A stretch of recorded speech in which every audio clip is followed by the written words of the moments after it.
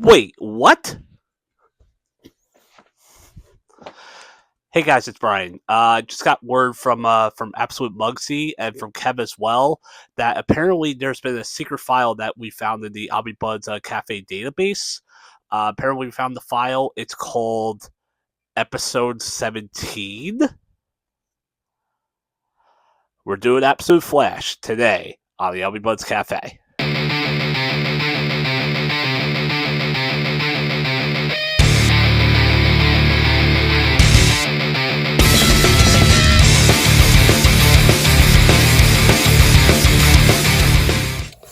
All right, Absolute Flash of Two Worlds by Jeff Lemire and Nick Rebels on art.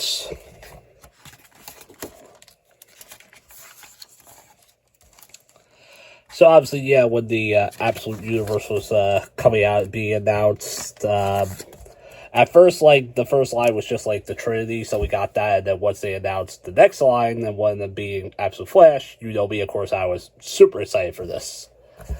And I gotta say, my excitement was fulfilled for the most part. So we do start out here with, also, one thing I want to point out, too, is I love this variant cover. That's, like, a nice reference to an old school Silver Age Flash issue. But anyway, yeah, so we start out here in the middle of the desert with a young Wally West realizing that he has these new abilities.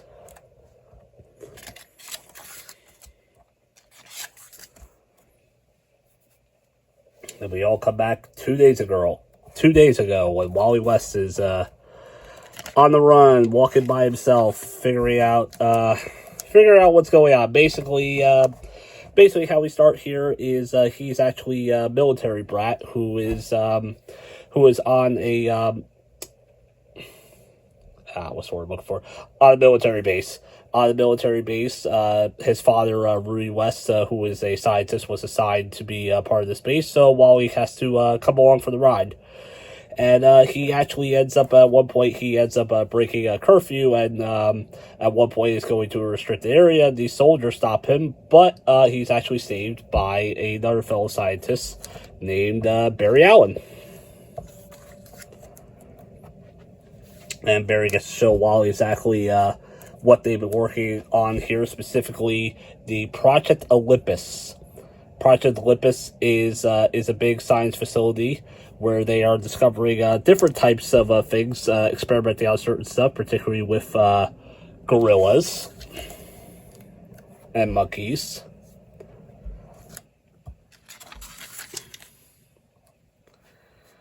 And then we travel back to now. This is, again, one of those books that goes back and forth between time, and, of course, especially in the case of Flash, there's going to be a lot of time travel involved. And at one point, Wally is just figuring out what's going on with all these powers, where all of a sudden he gets attacked by boomerangs.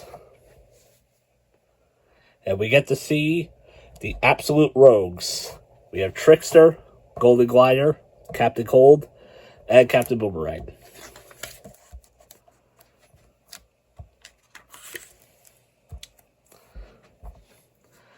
And then we go back here, we do see that Wally and his father do have a difficult relationship, especially after the loss of Wally's mother.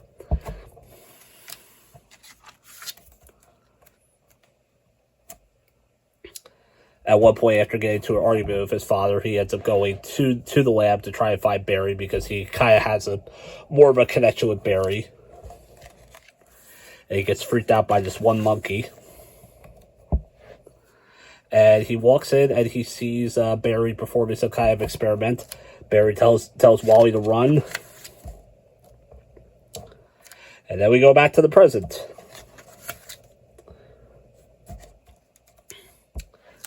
And then we go back to the past again. And what we do find out is, at some point, is the experiment that Barry is working on ends up going wrong, and Barry is dead.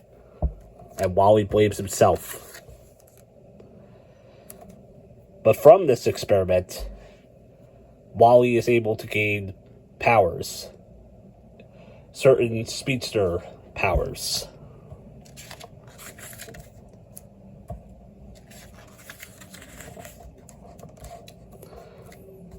And as he's trying to figure it out, he has run away because he's not sure what to do. The rogues are hunting him specifically because the rogues in this universe are not bank robbers. They're actually former military soldiers. They actually were under the command of Wally's father. They served time in the army together. So naturally, they've all become friends. And at one point, he's recruited them for this mission now to try to help find his son.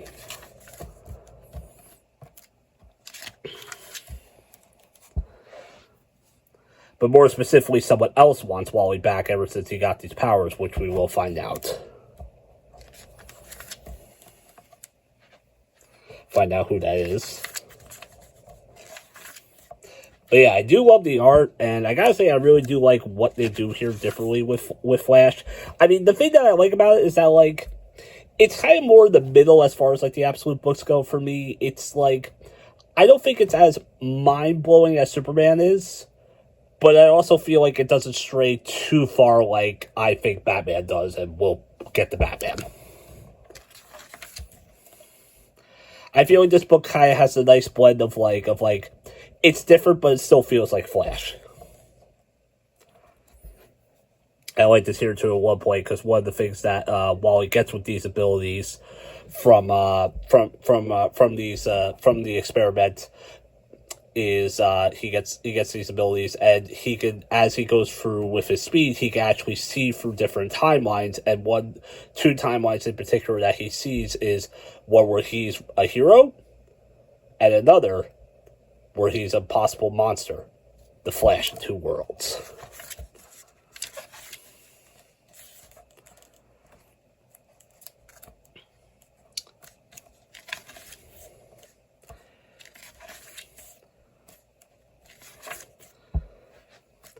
So what we do find out with this experiment that Barry has been working on, as well as he's also been working on it with another scientist, particularly a scientist named Eleanor Fawn, who is actually the grandfather of Eobard Fawn.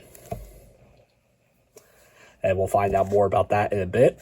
But also here we do get to see, Absolute Grodd. Yes, this little monkey here, that's Grodd. And Grodd is actually more of a good guy here, and he ends up actually befriending Wally, and they have a psych link together where actually they can now talk to each other telepathically. So, yeah, Grodd is actually not the savage, crazy, giant gorilla that he is in the main universe. He's actually a small little monkey, and he's actually a good guy here, which I think is kind of a cool, nice change. Nice change of pace.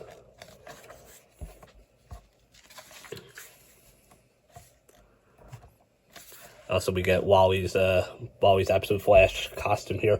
I do like the Absolute Flash suit. I think it's a pretty cool suit. I mean, it's not the OG suit, but as an alternative suit for the Flash, I think it looks really good.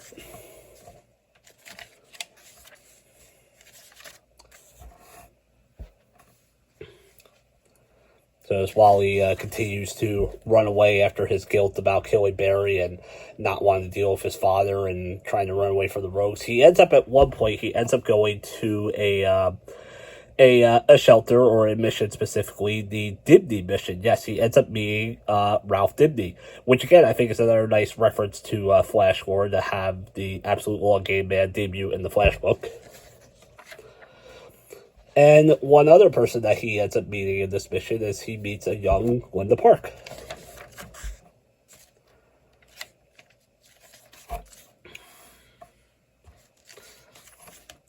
So they become friends for a bit. Wally decides to save the mission for a bit. Then, of course, things do go awry. Because at one point, we find out more of what exactly Project Olympus has been doing. They've been experimenting specifically with this alternate dimension, specifically called the Still Point. What is the Still Point? It's basically the Speed Force. This is their version of the Speed Force. So that's what that is. But also what's interesting too here as well is they experimented with other things as well with the Still Point, and they ended up making certain weapons for the military, basically as like a cover to actually do what they actually want to do, Eleanor and Barry, of course. But we also find out that there are certain projects that escaped, specifically one here called Project Heatwave.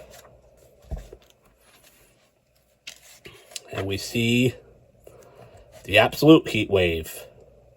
Heatwave is a giant lava monster in this universe, which honestly I think is really cool. Like, I like that, like, for Heatwave, it's like, okay, yeah, let's do a little something different with him. Let's not just make him part of the rogues and just make him the guy with the fire gun. Like, no, let's give him something different. Like, let's make him into, like, an absolute monster, which I think is kind of cool.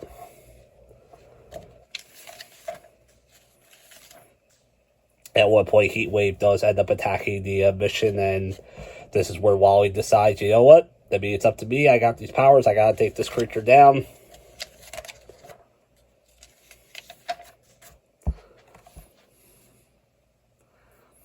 He ends up doing that, but Wally also ends up doing that as well. He ends up at one point in this other space, and hears a certain voice calling out to him. He's not sure what it is yet.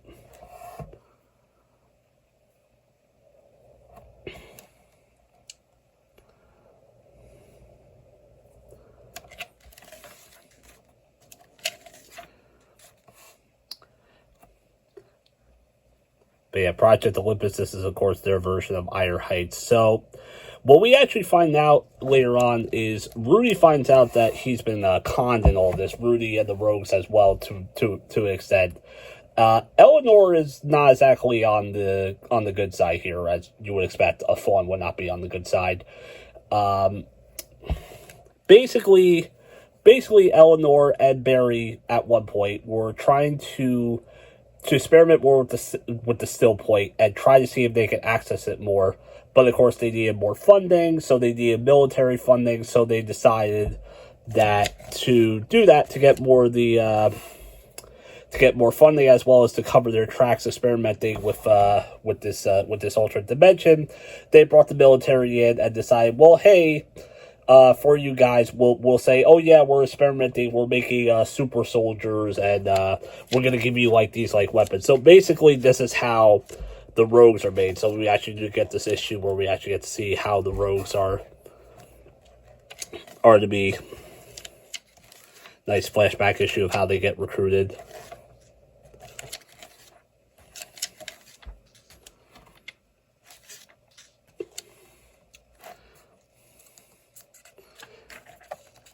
And then we do also get to see more of what was going on originally back in 1944, where originally Eleanor's grandfather, Eobard, was experimenting with the still point, where he became so obsessed with it, so obsessed that even at one point, one man who actually tries to stop Eobard, and he ends up throwing Eobard into the still point, as well as himself, is the man known as Jay Garrick.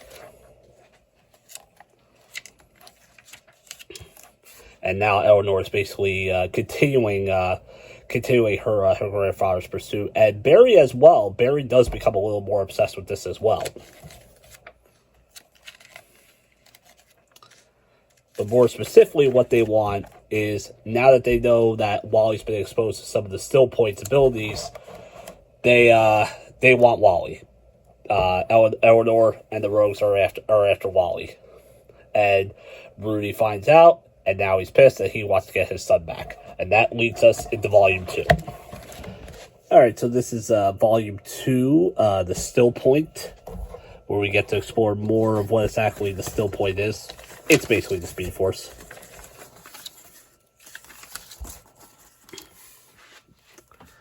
And we also get to see Wally and Grodd hanging out for a bit more, trying to get some food. As well as we also see that Rudy has been kidnapped by Eleanor.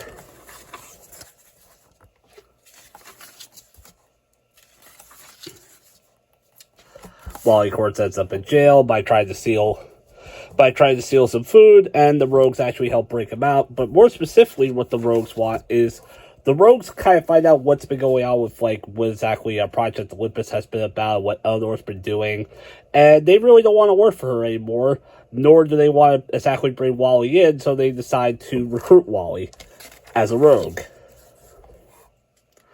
And along with Wonder Wizard as well, we get to see Absolute Wonder Wizard. Which honestly, I think is kind of a cool look for him. He actually almost looks like an actual wizard with the long beard and everything.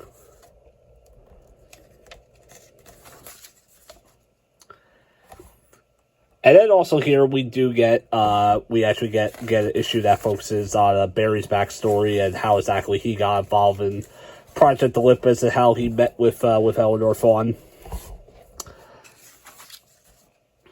And we actually go more into the backstory of her grandfather, Eobard, who at one point was so obsessed with the Still Force that one of the military officers that he was working with, Jay Garrick, actually, was trying to stop him, and Fawn threw him into the Still Point, as well as he got caught up in it as well.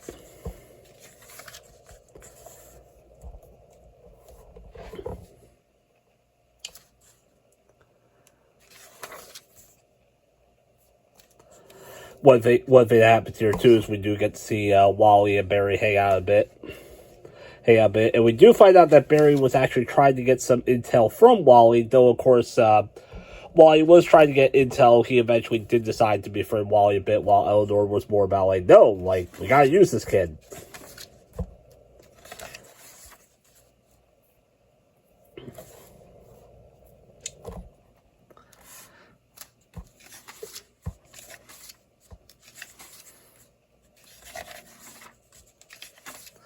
So eventually, we do see that the Rogues and Wally team up, and they decide to stop Eleanor and save Rudy, of course.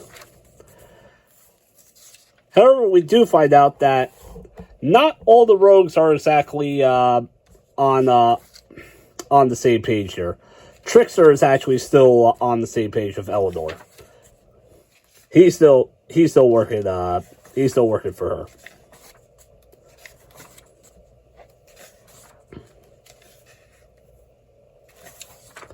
As well as we get to see the return of Heatwave. And then at one point, we do get to see Wally actually explore some more timelines and see more past versions of himself, as well as past versions of Barry, and also future versions of himself.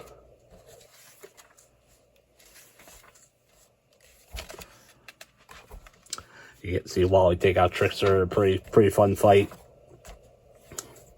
But eventually, as things really, really do go awry, we do eventually see the absolute Reverse Flash.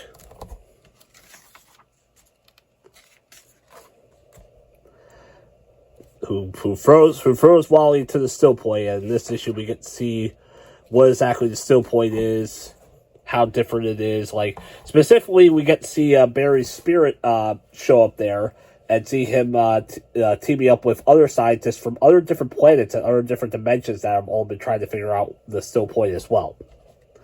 Meanwhile, while Wally's in there, the Reverse Flash Fawn is out. And he's just on a complete rampage.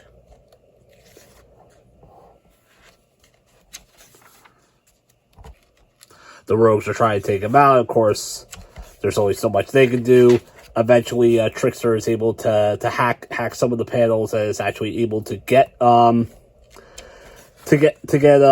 out. Wally able to use his abilities to get out, along with Trickster hacking some panels to eventually trap Reverse Flash back in there.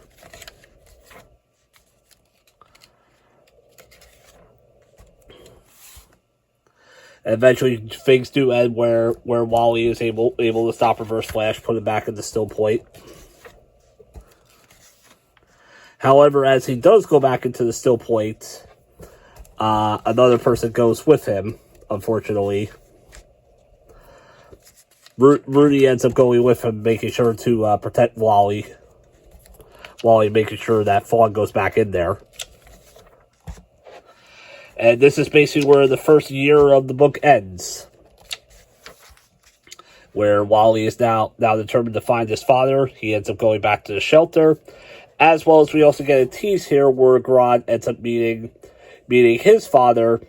And it would say, "No, Grodd, bad man not gone. All men bad. All men pay." And that's going to lead into what I guess is now going to be the other absolute Gorilla Grodd. And that ends year 1 of Absolute Flash.